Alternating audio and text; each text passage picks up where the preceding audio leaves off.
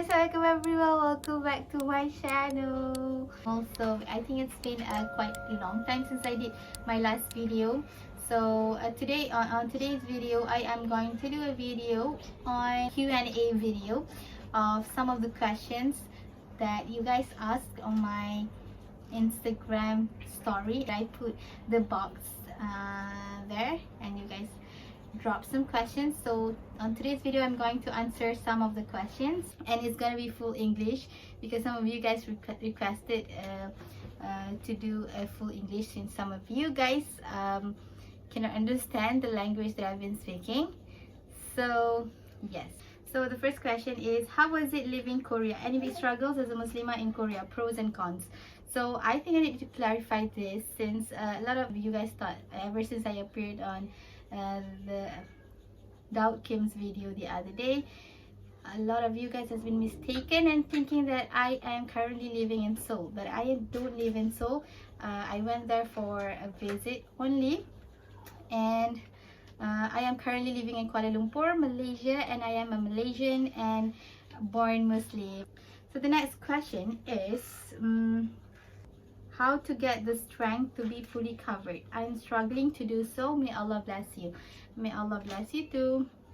So the strength to be fully covered is, I think it's always back to the initial intention of why you are doing that. If you know that it's actually an obligation to be covered as a Muslim woman, we know that it's an obligation to be covered. So yes, of course we will have the struggles. I always believe that if we are going to do something good for the sake of Allah subhanahu wa ta'ala, Allah gonna ease it for us. So make lots of dua to Allah subhanahu wa ta'ala to help us to ease our struggles, and always stick to the intention of prioritizing Allah subhanahu wa ta'ala, and inshallah you will be good and you will be fine. So the next question is, have you been in a toxic friendship and how you handle it? The first thing first is to not only seeing the negative side of your friend all the way, because you know, as a human being, if the other people makes a mistake, why automatically turn that person into a bad person when that person only did one fault? So the most important thing for you to do is actually to reflect and think, what is your friend kindness that she have done to you before this, and remember that one kindness that she did to actually erase and remove the bad side or the negative side of your friend. If your friendship turns into something very toxic,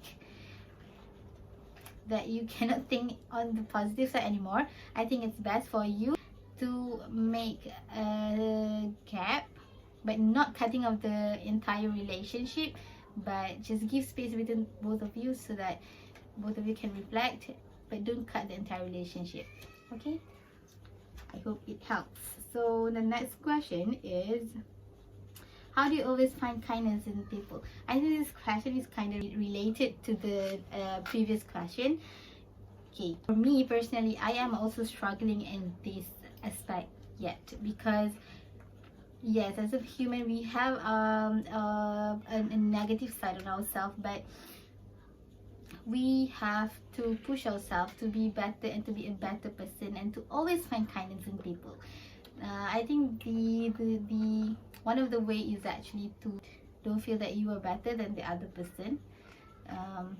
Just even if that person did lots of things that you don't like, find one kindness in that. Always remember that one kindness that she did, instead of remembering all the bad things that she did. If we have this attitude of being so full of ourselves, this is when we will think that others is bad, but you are the only one who's good. So stop doing that and be humble. Okay, next question is, tips on having gratitude. It was super hard. I've always not feel enough. So this is another thing that a lot of us, especially in this era, in this generation, that we all tend to spend more time on our phone, on social media that we always think that others life is better than us. So one of the tips was just now to spend less time on social media. The second point is to actually wake up in one morning, take a deep breath, look around yourself, what you have. You have your bed that you can sleep on, you have a house that you can shelter yourself. Meanwhile, there are lots of other people out there that don't even have bed, don't even have house. So yes, always count your blessings. Take a notebook, jot down your gratitude list. I think it's a good tip to do a gratitude list down all the things that you feel grateful for. Okay, all the things that you have, so you will realize actually how many things that we should say Alhamdulillah for. Don't forget to always say Alhamdulillah and thank Allah for all the ni'mats, for all the blessings that you have. Okay, the next question is favorite color. My favorite color is obviously black. Okay, black and white. Okay, so the next question is I have to charge because my battery is running out. What is your favorite surah? I cannot pick one, but I think my favorite is Surah Al-Waqiah. The best vacation you ever had. The best vacation I've ever had was, I think it's Seoul, always.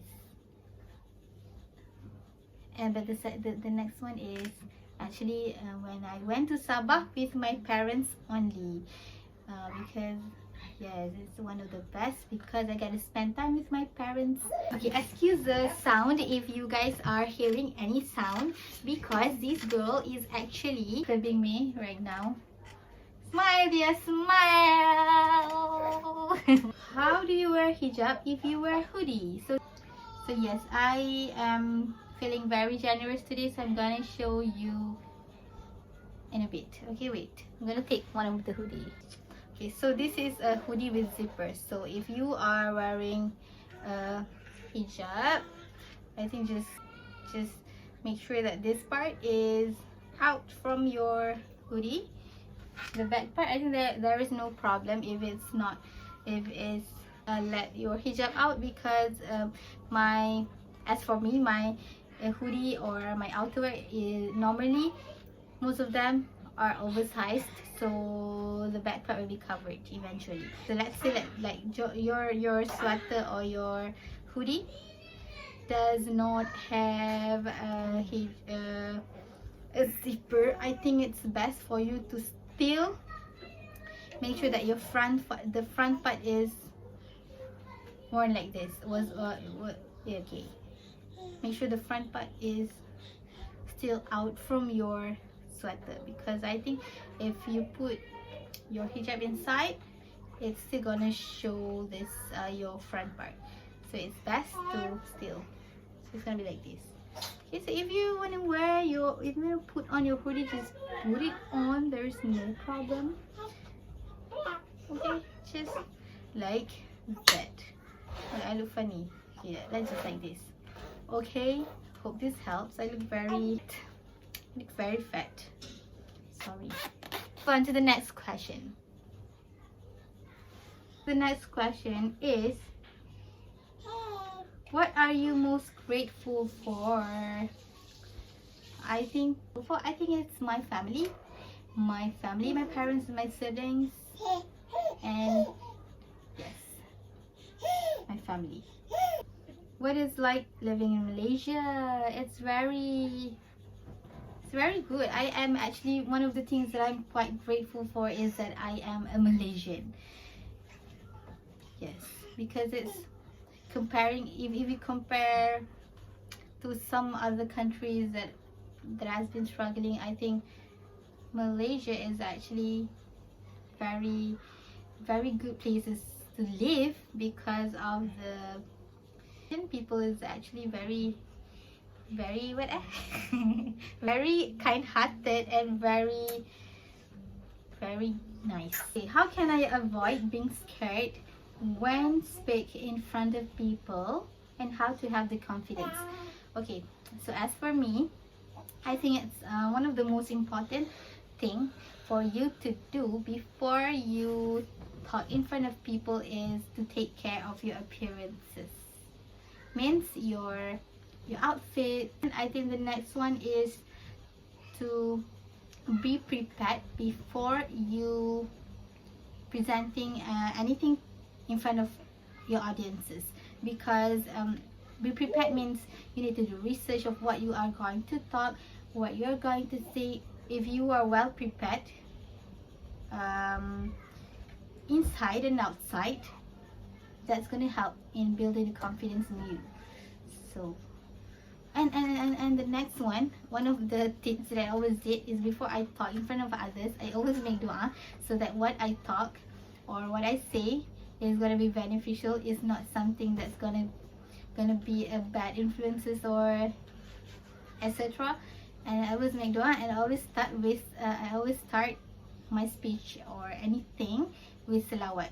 This is one of the practice that I did during my university years before presenting in front of others, because I know lots of students are here. So yes, you can use these tips. Make sure to salawat, like Allahumma salli ala Muhammad, before you start talking about, and Bismillah of course, before you start talking in front of your audiences. Hope this helps.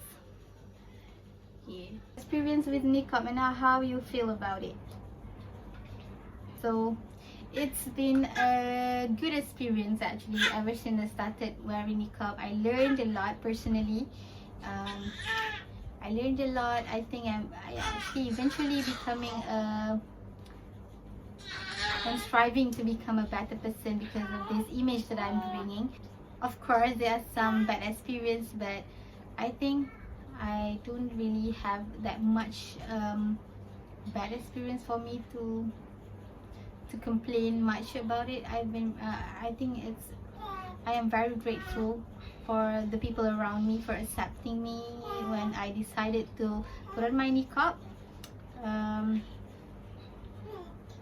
Okay, there is this one experience. Actually, I was at that time, I was a funny experience. I think that was I was wearing the full niqab, where there is like the another piece of clothes here, and then there is this design of the niqab that it goes like this.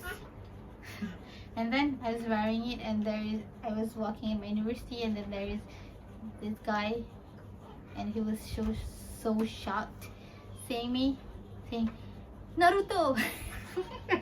And then I was shocked too, so we laughed. So it's actually if you are wearing niqab and you are having a bad experience of people saying that you are a ghost, that's actually normal. A ghost, Naruto, ninja, you just have to laugh it off, and don't feel disheartened by it. Don't feel bad by it, because you know there are some people, just laugh it off. There are some people who never understand the reason why you are wearing niqab, and you can't really explain to each and every one of them. So let's just make dua, so that that person has been saying bad things about you. So let's just make dua so that one day Allah will make them understand what was the reason of people behind people wearing niqab. Let's dua so that Allah give them hidayah. It's actually depending on how you overcome or how you react to that situation, or to that bad things or hate that you receive from wearing niqab. So I think it's always, if you react in a positive way, and then you will feel positive. You will feel like it's not a big deal for me. I'm gonna do what I want, and you can say whatever you want. That's it. Okay? Advice for a young sister growing up around less practicing Muslim. I actually have a very great respect to those who can still practice Islam, who still pray 5 times a day, who did all the obligations while living in a surrounding that didn't practice Islam. less practicing Muslims, as the question say. So I think my advice is to always stick to your roots, to always remember to prioritize Allah subhanahu wa ta'ala over everything and anything else.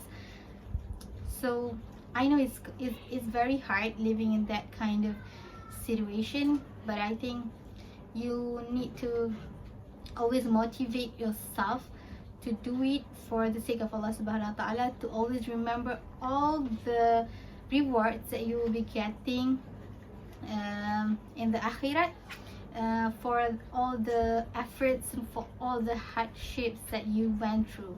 So always remember that Allah subhanahu wa ta'ala is there for you, and I always stick to this. If you have the intention to do good for the sake of Allah subhanahu wa ta'ala, Allah subhanahu wa ta'ala gonna help you. So believe in that, have confidence in that, because yes, Allah gonna help you. Allah gonna help you. So yes, keep going and don't ever feel demotivated by your situation. And don't forget to make dua to your family or friends around you who are less practicing Muslims, to be good Muslims, to be a better Muslim. And maybe because of what you did, because they saw what you did, they have been seeing what you did, they have been seeing you salah, they have been seeing you taking care of your aura. That might be one of the reason that they want to change, one of the cause that might started changing them to eventually becoming a better Muslim too. Okay, so all the best for you. Sending love. So I think that's it for today's video. I have more questions, but I cannot answer them all because there are quite a lot of them. I'm sorry for those who I didn't choose to answer your question. And thank you so much for actually for joining for actually dropping some questions on the question box the other day. And thank you for watching. I really hope that all the questions that you guys asked might have others as well, and might be beneficial to all of you guys who watch this video.